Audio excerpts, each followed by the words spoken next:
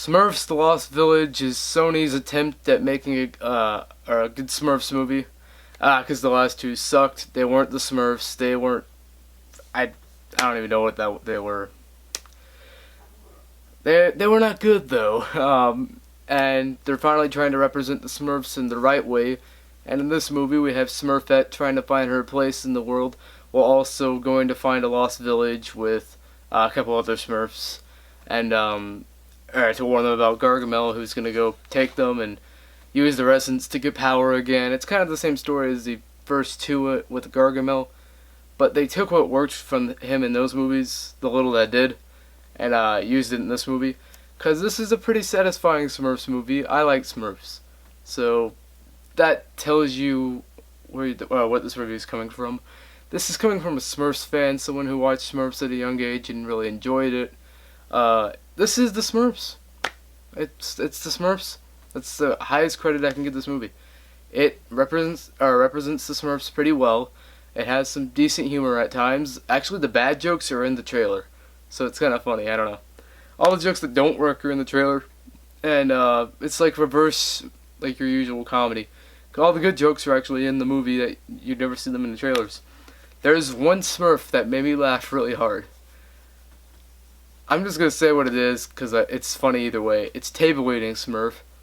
It's so random that I'm just like, I don't know, table eating Smurf. It's so random, but I like it.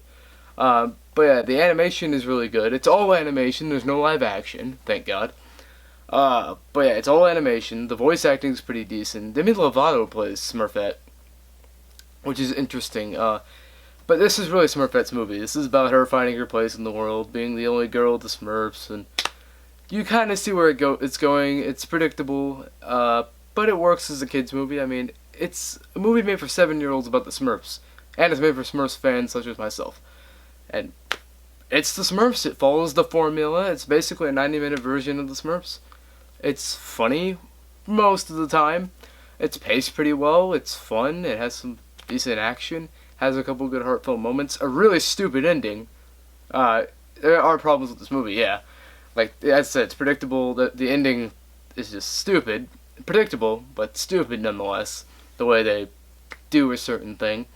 That I'm not going to spoil, but, they basically just Pokemon the first movie it. So if that gives you any idea, you probably doesn't. But yeah, they basically just Pokemon the first movie, the ending.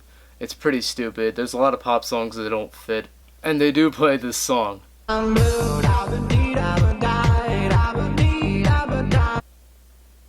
No joke. That just happened. That was in the movie. That was the thing. But aside from those problems, I think this represents the Smurfs probably the best that really any movie's going to in the next 10 years or something. This is going to be the best Smurfs movie we probably get in a while. It represents the Smurfs pretty well. It's not a great movie or anything, but for what it is, I thought Smurfs: The Lost Village was a fun movie, I guess. Entertaining, little distraction. I'm going to give it a B-. It's just perfectly solid animated kids movie. And for Smurf fans alike. So yeah, it's my review for Smurfs: The Lost Village. So, peace.